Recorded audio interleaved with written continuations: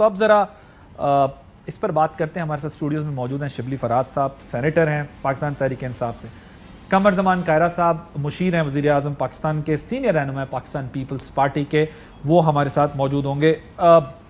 मुझे शिबली साहब पहले ये बताइएगा कि आप लोगों की भी तवक्कुआत अदालत इदारों से बहुत ज़्यादा बढ़ चुकी हैं और तनकीद भी आप लोगों की तरफ से हो रही है, साथ में अब हुकूमत ने भी तनकीद करना शुरू कर दी है। क्या हमारी सियासी जमातों के पास यही सोल्यूशन है कि अगर फैसले हमारे हुक्म में नहीं आ रहे तो दबाव बढ़ाओ, प्रेशर बढ़ाओ, पुश बैक करो और उसके बाद जो है आके हुकूमत करो?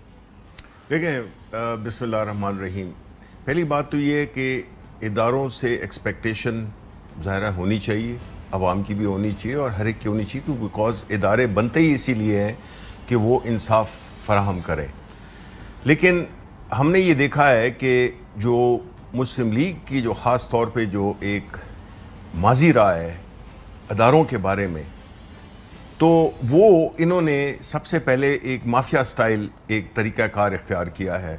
और वो क्या है कि किसी को ख़रीद लो, अगर वो ख़रीदने से इनकार कर दे तो फिर उसको एलिमिनेट कर दो, उसको उड़ा दो।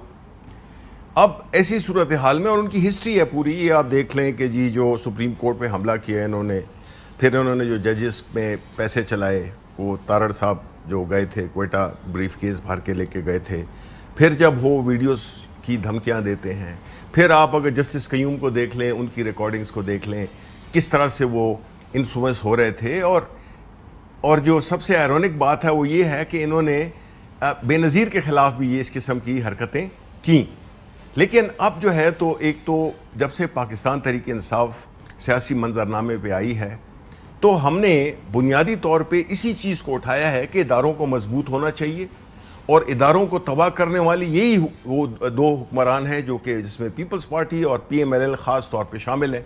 इन्होंने इदारों को कमज़ोर किया, अपने बंदे लगाए, ताकि वो इनकी जो जितनी भी गैर कानूनी करप्शन, ये सारी चीज़ें उनके लिए ये उसके लिए एक राह हमवार कर सकें, ताकि जब ज़रूरत पड़े तो इस पर्टिकुलर इदारा जो जिसका कि हर इदारे का एक मकसद है, उस मकसद को न्यूट्रलाइज करने के लिए उसका काम है अपनी कानूनी और आईनी हुदूद में रह के काम करना।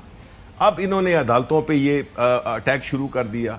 देखें, हम तो ये कहते हैं कि जो हुआ पहले, फिर जब लाहौर में हुआ, उसमें तो एक गैर कानूनी गैर आईनी फैसला दिया गया जो कि सुप्रीम कोर्ट की, यानी आईन नहीं, सुप्रीम कोर्ट की वो कंधे पे रख के और फायर किया गया कि जी जो आपने फैसला दिया था उसके मुताबिक हमने ये फैसला दिया है कि हम ये वोट शामिल नहीं करते हैं। तो हाई कोर्ट ने, सुप्रीम कोर्ट ने ये पूछा, बड़े सही मुनासिब तरीके से पूछा कि भाई हमें आप बता दें कि वो कहाँ पे लिखा हुआ है।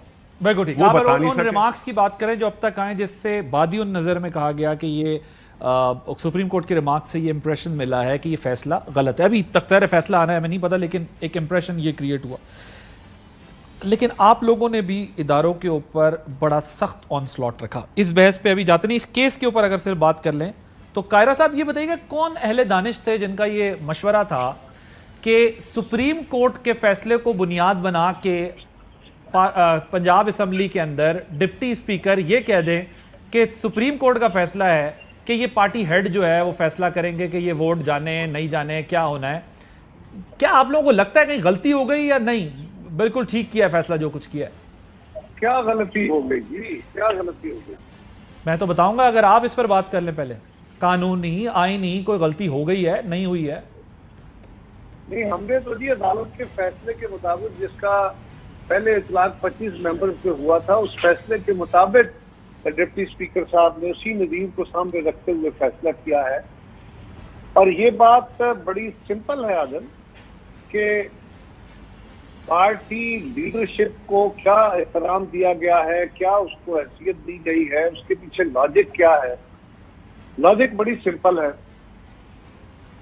अगर कोई बंदा इलेक्शन लड़ता है, जमातें पहले वजूद में आती हैं, उनकी क़यादत होती है, वो मैनिफेस्टो देती हैं, वो सिंबल देती हैं और वो फिर टिकट इशू करती हैं पूरे मुल्क के अंदर या सूबे के अंदर जहां जहां उनके एरियाज होते हैं। और वो वहां पे अपने कैंडिडेट्स को इलेक्शन लड़वाती हैं, उनके लिए कोशिश करती हैं, वो सिंबल के तहत, उस कैडर के तहत इलेक्शन लड़ते हैं।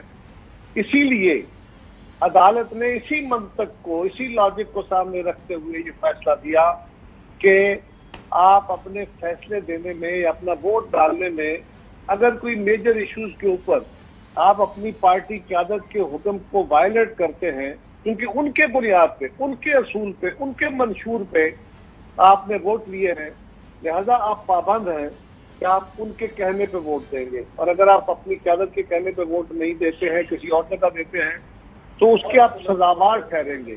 ये बात तो तयशुदा है। अब पार्लिमानी पार्टी क्या होती है? पहले इलेक्शन होते हैं, इलेक्शन में फर्ज करें 300 सीटें हैं हमारी, 300 लोग इलेक्शन लड़ते हैं, उसमें से कोई 100-150 जीत जाता है। जब वो असेंबलियों में आ जाते हैं, पार्लियामान में आ जाते हैं, फिर वहां पे उनका ओथ होता है, वहां पे पार्लिमानी पार्टी वजूद में आती है। मदर पार्टी वो है जिसकी वजह पे इलेक्शन हुआ, जिसकी क़यादत है, जिसका सिंबल है, लिहाजा फैसले उसके होने हैं। ओके, अच्छा कायरा साहब, अब दो चीजें ना, देखें दो चीजें, एक तो ये है कि कॉन्स्टिट्यूशन में फिर ये लिखा होना चाहिए था कि पार्टी हेड, 63A में फिर मेंशन होना चाहिए था कि पार्टी हेड। पार्लियामेंट्री पार्टी की जो, मैं जरा गुजारिश तो कर लूं, सवाल तो करने दें मुझे। पार्लियामेंट्री पार्टी का जो जिक्र है या उसके जो हेड का जिक्र है, उसके बजाय फिर पार्टी हेड का जिक्र होता एक, फिर आपको कोर्ट के रिमार्क से पता चलता है दो। तीसरी बात यह है कि अभी इसके साथ ही इसका जवाब दे दीजिएगा कि जब आप ये कहते हैं कि ठीक है आपको इस बेंच पे एतराज है, फुल बेंच होना चाहिए, ये चले आपकी राय और आप लोगों की राय का एहतराम, और ये कहना कोई इसमें हर्ज नहीं है, लोगों का एतराज होता है, बेंचेस टूटते हैं, बनते हैं, बड़े बेंच बन जाते हैं, लेकिन ये कहना कि हम फैसले कोई नहीं मानेंगे अगर बेंच तब्दील नहीं हुआ, तो फिर ये तो कोई जस्टिफिकेशन ना हुई, फिर तो इदारे पे बेसिकली सुप्रीम कोर्ट पे वोट ऑफ नो कॉन्फिडेंस है आपका। पहली गुजारिश तो यह है कि सुप्रीम कोर्ट के फैसलों के ऊपर मुख्तलिफ जमातों के रिएक्शन मुख्तलिफ औकात में आते रहे, ये रिएक्शन तो नहीं आने चाहिए, और सुप्रीम कोर्ट और बाकी अदालतों को भी चाहिए कि वो भी अपने कंडक्ट से, अपने फैसलों से वो माहौल क्रिएट करें कि उनके ऊपर लोगों का एतबार खड़ा रहे। अगर फैसले मुतनाज़ होंगे, जिस तरह जुल्फ़िकार अली भुट्टो के होंगे, तो मुझे फांसी पे चढ़ा लें, लेकिन मैं उस अदालत के फैसले को कभी अच्छा नहीं कहूंगा, उस पर तनकीद करूंगा, उन जजेस को भी कहूंगा कि उनके हाथों पे जुल्फ़िकार अली भुट्टो पे। बट आप मानेंगे, बट आप मानेंगे। लेकिन देखिए, मैं तो कह रहा हूं कि हम ये कह रहे हैं, ये कहने का एक असलूब होता है ना, आप अपने एहतजाज का एक रंग बयान कर रहे होते हैं, स्ट्रिक्टो सेंसो अल्फाज पे नहीं खेलते ना। सवाल ये है, हाँ, एक जज साहब अगर इस बेंच का, पहली बात तो यह है कि यही एक बेंच है, एतराज यह है कि यही एक बेंच है जो मुसलसल फैसले कर रहा है कई केसेस के अंदर, और सवाल यह है कि इस बेंच के अंदर एक जज साहब बैठे हैं, तशरीफ रखते हैं, हमारे लिए काबिल एहतराम है, जिन्होंने जिस दिन मियां शहबाज शरीफ की बेल कंफर्म होती है नैब कोर्ट से, उस दिन अटॉर्नी जनरल को या एडवोकेट जनरल को कोर्ट के अंदर ओपन केस सुनते हुए वो कहते हैं कि आप यहाँ हैं, क्या किया है आपने, वो एक बड़े डाकू का या एक बड़े मुजरिम का इस मुल्क के, उसको जमानत हो गई है। Who is the judge to say this? Who gives the authority to that judge to say this? Sir मगर अब मसला ये है ना, या आपको कॉन्स्टिट्यूशन से ये साबित करना पड़ेगा या कानून की, बात करूं, मैं इसी केस की बात कर नहीं रहा। मैं तो ये कह रहा हूं कि अगर कोई जज साहब ये कहते हैं, वो वजीर आजम है, उसको एक कोर्ट ने बेल दी है, और उसके बारे में अगर कोई जज साहब सुप्रीम कोर्ट के कोर्ट में बैठे हुए कहते हैं, तो ये अल्फाज कहने के बाद उनके बुग़्ज़ में या किसी और के नफरत में कोई शक रह जाता है, उसके ऊपर अगर कोई एतराज उठाता है। मुझे खुद बजाय बहस निकालने के जरा आपकी तरफ जाता हूं, क्योंकि इसमें बहुत सारे इफ एंड बट हैं। जी देखें, पहली बात तो ये है कि ना कायरा साहब वकील हैं, ना मैं वकील हूं, बट आईन और कानून तो सामने और तशरीह अदालत ने करनी है। पार्लियामेंटेरियन ये भी कायरा साहब भी रह चुके हैं, मैं भी हूं। देखें, जितने भी आपके मुल्क के न्यूट्रल और जो एक गैर जानिबदार जो कि हमारे खिलाफ केसेस भी लड़ चुके हैं, आप एतजाज एहसन ले लें, आप जितने भी और सलमान अकरम राजा को ले लें, जितने भी हैं, उन्होंने अपना ओपिनियन यही दिया है। मेरा एक सवाल है कायरा साहब से, मुझे ये बताएं कि ये कहाँ की मंतक है? परवेज इलाही जो है तो वज़ीर आला के कैंडिडेट थे, राइट, और उनको उनकी पार्टी ने नॉमिनेट किया था, हम तो पीटीआई तो उनको सपोर्ट कर रही थी, तो ये कैसे हो सकता है कि एक पार्लियामेंट्री पार्टी अपने ही कैंडिडेट के खिलाफ वोट दे या अब्सटेन करे? ये मुझे ये बताएं कि एक कैंडिडेट खड़ा किया है पीएमएलक्यू ने, पीटीआई उसको सपोर्ट कर रही है। ये पीटीआई के कैंडिडेट नहीं थे, ये थे कैंडिडेट वज़ीर आला के लिए पाकिस्तान मुस्लिम लीग नून, पाकिस्तान मुस्लिम लीग काफ के।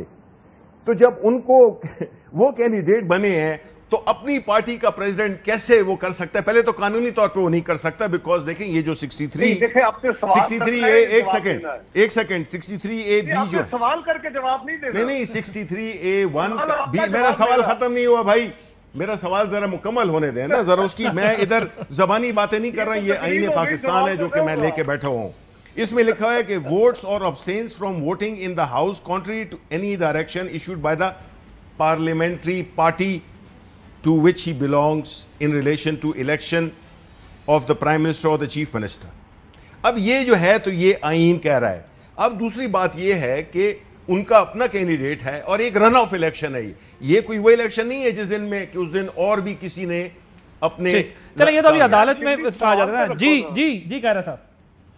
देखिए गुजारिश ये है कि काफ लीग को उम्मीदवार बनाया, काफ लीग तो उम्मीदवार थी हमारे साथ, चौधरी परवेज इलाही साहब और चौधरी शुजात हुसैन साहब जरदारी साहब के साथ बैठ के, मौलाना फजलुर रहमान साहब के साथ बैठ के हमारे साथ इत्तेहाद करते हैं, इत्तेहाद करके रात को मिठाई बांटते हैं, खुशियां मनाते हैं, कल हमने कैंडिडेट बनना है, और सुबह खान साहब के पास जाके खान साहब उनको रातों रात मैनेज करते हैं। उस वक्त करना चाहिए था, वो मैनेज करके सुबह उनके पास जाते हैं। बट उसमें एक फर्क है ना, उम्मीदवार बन जाते हैं। बट उसमें कह रहा एक फर्क है, वो तो एक पॉलिटिकल मूव थी, एक दूसरे की अच्छी थी बुरी थी, ये तो अब लीगल और कॉन्स्टिट्यूशनल डिबेट शुरू हो गई है। लेट मी कंक्लूड, उसके बाद आप कमेंट करें। तो चौधरी शुजात साहब उसी वक्त कहते हैं कि ये बिल्कुल गलत हुआ, हम तो पीपल्स पार्टी के साथ हैं, वो पार्टी लीडर हैं और उनका बेटा भी और उनके बाकी मेंबर जो हैं वो काबीना में भी हैं, वो बाकी हुकूमत में हमारे साथ हैं। तो पार्टी को रिप्रेजेंट तो वो कर रहे हैं, पार्टी को हेड तो वो कर रहे हैं, पार्टी के लीडर तो वो हैं जो इस फैसले के साथ नहीं है जो परवेज इलाही साहब ने इंडिपेंडेंट किया, और उन्होंने कहा मैं फैसले को नहीं मानता। लिहाजा उन्होंने परवेज इलाही के कैंडिडेचर को ये कह के कि ये इमरान खान के उम्मीदवार है, मैं उसको नहीं मानता और जिनके साथ हमारा इत्तेहाद है मैं उनके साथ खड़ा हूं, ये उनकी पार्टी। अच्छा, खैर साहब, वैसे एतजाज अहसन साहब की ये राय है